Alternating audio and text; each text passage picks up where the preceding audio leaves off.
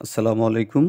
আজকের এই ভিডিওতে আলোচনা করব পার্টস অফ স্পিচ পর্ব ২ টাইপস অফ নাউন। এর আগে আমরা পার্টস অফ স্পিচ ৮ প্রকার, পার্টস অফ স্পিচ কাকে বলে এই নিয়ে বিস্তারিত আলোচনা করেছি। আজকের ভিডিওতে আলোচনা করব নাউন কাকে বলে, কত প্রকার ও কী কী।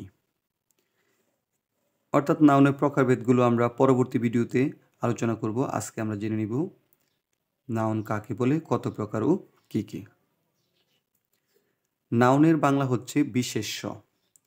যে শব্দ দ্বারা কোনো ব্যক্তি, বস্তু, স্থান, প্রাণী বা ভাবের নাম বোঝানো হয় তাকে নাউন বা বিশেষ্য বলা হয়।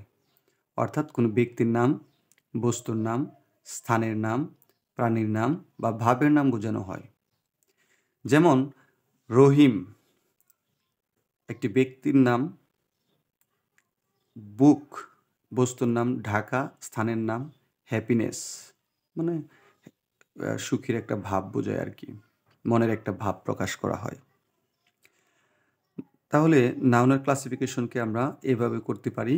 প্রথমে নাউন ২ প্রকার। এক নম্বর হচ্ছে কনক্রিট নাউন, ইন্দ্রিয় গ্রাহ্য, অর্থাৎ যেটা আমরা চোখে দেখতে পাই, এটা হচ্ছে কনক্রিট নাউন। অ্যাবস্ট্রাক্ট নাউন, ইন্দ্রিয় গ্রাহ্য নয় বা গুণবাচক, যেটা আমরা চোখে দেখতে পাই না, এটা হচ্ছে অ্যাবস্ট্রাক্ট নাউন। কনক্রিট নাউনকে আবার ৪ ভাগে ভাগ করতে পারি। এক নাম্বার হচ্ছে প্রপার নাউন, বিশেষ নাম, কমন নাউন, জাতিবাচক নাম, কালেকটিভ নাউন, সমষ্টিবাচক নাম, ম্যাটেরিয়াল নাউন, পদার্থবাচক নাম। তাহলে আমরা প্রথমেই জানব যে নাউন হচ্ছে ২ ভাগে ভাগ করা হয়েছে, concrete noun, abstract noun. Concrete নাউনকে আবার ৪ ভাগে ভাগ করা হয়েছে।